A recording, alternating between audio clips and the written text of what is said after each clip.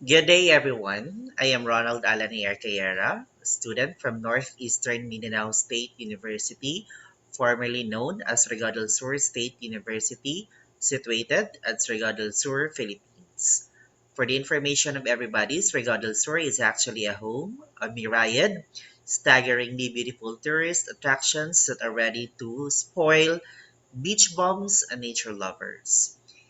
Actually, I am from Surigao City, an assistant school head of the senior high school department from Surigao City National High School, but currently I am studying my second degree at NEMSO under the degree of Doctor of Education, major in English language teaching. So my research topic is entitled Super Typhoon Odette, or RAI in its international name in Surigao City, Philippines, issues on evacuation coordination management at a public national high school as temporary shelter of last resort.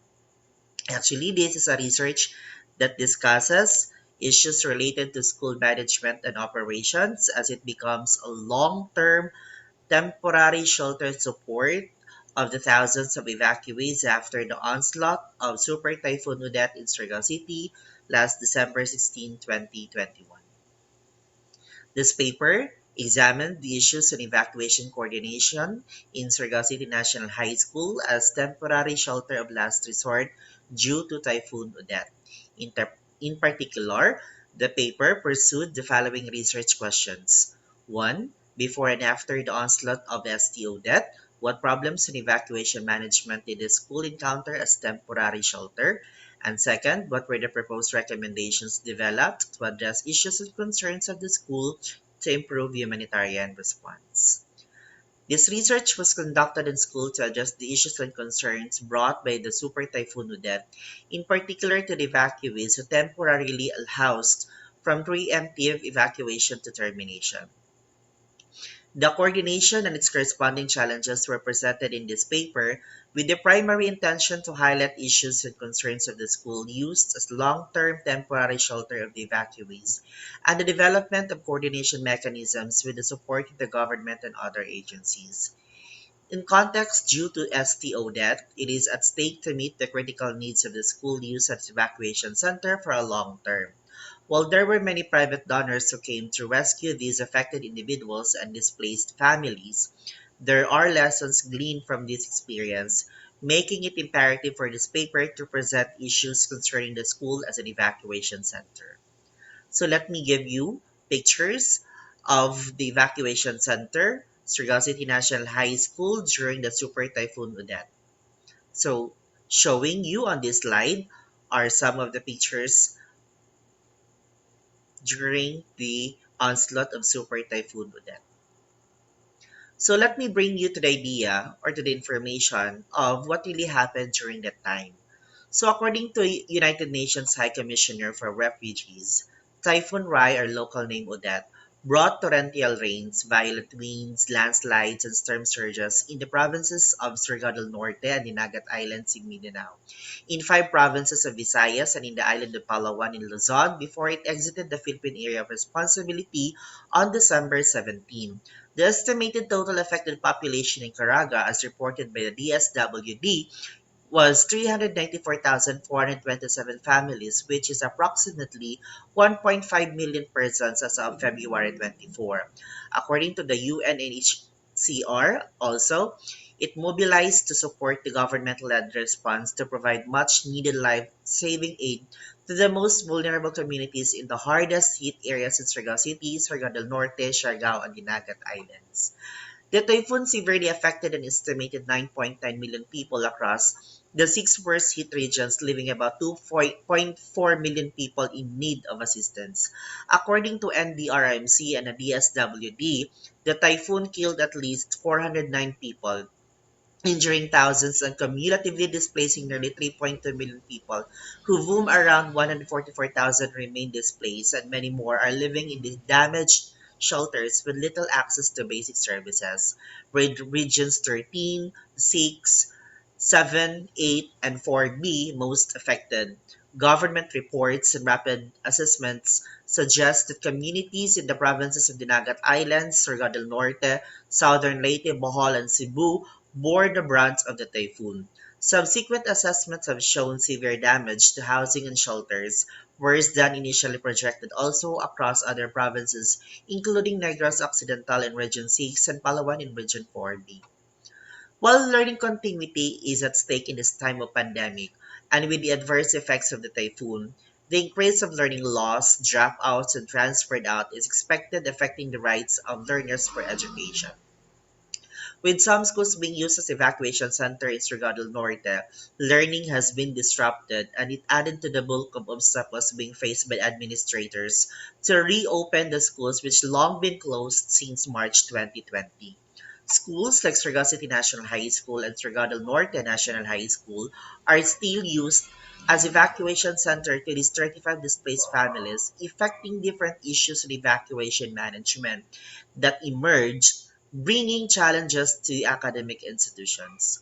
Though that a building serves as evacuation centers, seeking for shelter in the event of disaster, yet there were still problems being encountered by the schools and even teachers in evacuation coordination management, like wash health, education, food and non-food items, logistics and protections, safety, and even security. Let me direct you to the methodology of this paper. So a case analysis was actually used as a method to collect information on the research questions. Secondary sources were also used like interviews from the teachers, school administrators, local officials, evacuees, and private stakeholders to reflect a variety of problem coordination experiences. This research actually attempted to reconcile problems of the school used as a temporary shelter, conflicting perspectives of the evacuation coordination management, and the salient points in support to the problem of this paper. So basically, there were two research questions developed for this paper, and it addresses the most important issues like before and after the onslaught of Super Typhoon Odette, what problems in evacuation management did the school encounter as a temporary shelter, and what were the proposed recommendations developed to address issues and concerns of the school to improve humanitarian response. And the method being used to gather data for this is was through in-depth interview. Let me direct you to the results and discussion of these paper. But before that one, let me tell you some sort of background of the issue. Surigao del Norte and Surigao City are actually praised as models for institutionalizing the humanitarian response in any type of disasters, as it always made to the top in the annual Gawad Kalasag. This response includes addressing concerns relevant to the food and non-food items, protection, camp coordination and management, wash, health, nutrition and psychological services, logistics, emergency telecommunications, education, search, rescue and retrieval, and management of the dead and missing. However, schools are left to the support after the onslaught of Super Typhoon Odette, since many problems were encountered brought by the thousands of evacuees housed in the 69 academic rooms like Surigao City National High School. From the interview of the teachers, local officials, evacuees, and private stakeholders, key findings were developed to support the claim of the school for coordination mechanisms of the local government units, which includes the following, like so the first question is being addressed, and these were the key findings that were generated from the interview. Like one, absence of mitigating and adapting to risk and threat sites. Two, absence of evacuation center management committees. Three, sluggish transitional shelter support. Four, interrupted learning continuity. Five, looting in school. And lastly, health risk and diseases. So let us discuss the following one by one. Absence of mitigating and adapting to risks and threat sites. Schools can be used as temporary shelter in short, medium, and long terms. However, the government should design a separate evacuation site to house affected families. Public school buildings are built with usual construction methods but are not designed for evacuation purposes. While schools are not an exemption to any disaster like typhoon, the government should have therefore prepared sufficient spaces, facilities, and much resources in cases of prolonged evacuation periods to ensure that evacuees are all accommodated. For school administrators being interviewed, the creation for a disaster resilient and flexible structure should be given much attention since disasters are but normal phenomena to Surigao del Norte because of its geographical location. The local government unit should invest in adopting a site that is for mitigating adapting to risk and threats. Second is the absence of evacuation center management committees. This is actually true because teachers became now the camp managers of the evacuation of the vulnerable people, which actually in reality should not be the work of our teachers.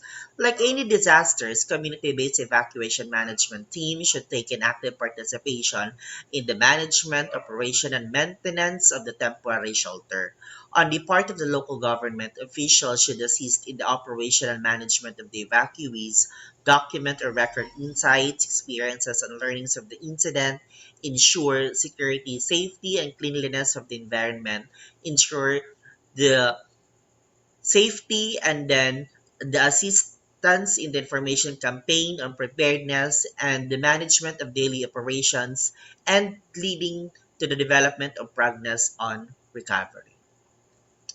Third is the sluggish transitional shelter support. As of March 22, there were 35 families from 335 categorized as internally displaced individuals and were housed at Surigao City National High School. They are now transitioned to Barangay Cagneyog, Surigao City. Their transfer was validated by the DSWD, an international organization for migration, as they assessed the extent of damages after the typhoon.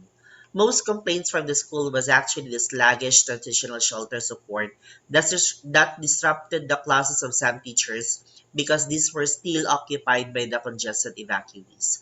Some of the suggestions from those evacuees were rebuilding their structure, relocating them to safer housing, and helping them financially.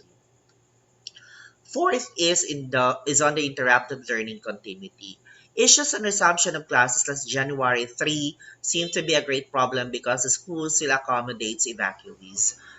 Learning after the destruction of Odette with the displaced families has brought damage and destruction of school properties like learning resources, sanitation facilities, classroom use, and waste management. With its preparation for limited face-to-face classes in the time of pandemic, the school considers the need to reopen its doors for education but could not operate due to the stay of these displaced families. The school has acknowledged the importance of community partnership, but the use of academic classrooms as temporary shelter of last resort for a prolonged period is therefore unacceptable as teachers aim for education continuity in this time of pandemic. Next one is looting in school. Incidents of looting became widespread in school. Blatter reports show that there were items missing of teachers like three Soleil Tang from bread and pastry to curry laboratories, three Epson printers, sets of computer laboratory curtains, speaker, lapel, microphone, school items, waste water dispenser, garbage bins, and many other school items. This common incident was affirmative and most learning resources like modules were scattered and used as trapos or igdaanan of some evacuees. Then lastly, the health risks and diseases. Congestions at the school puts at risk the evacuees or even the teachers or even the pregnant women, the disabled, the senior citizens, and the children who are the most vulnerable due to Super Typhoon Odette. According to the World Health Organization, Philippines in 2009 emphasized that these people are prone to stress and anxiety and at risk of acute respiratory infection, fever, skin diseases, minor injuries, and diarrhea.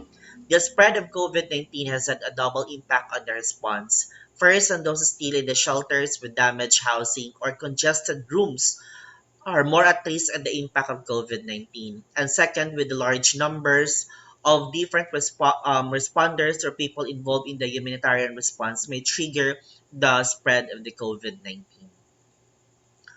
The second research question, by the way, is on the proposed recommendations developed to address issues and concerns of the school to improve humanitarian response. So how is this? How is this? Surigao City National High School, along with the teaching and non-teaching staff, is worried about the shelter's capacity. learning environment, and the effects of long-term evacuation state on education continuity in the time of pandemic. Clarifying um, the concerns of the school helps to establish a message that addresses coordination mechanisms.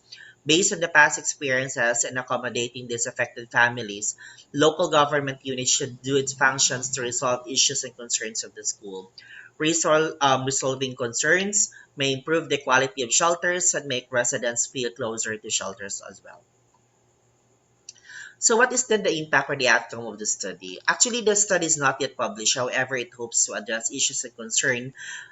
The DepEd DSW Joint Memorandum Circular Number 1 Series of 2013 on the guidelines on evacuation center coordination and management.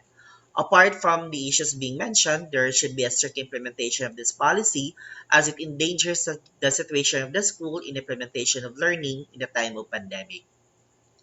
As the order intends to help, but there should be a need to enjoin agencies concerned in responding to the concerns of the school from the adverse impact of the evacuation.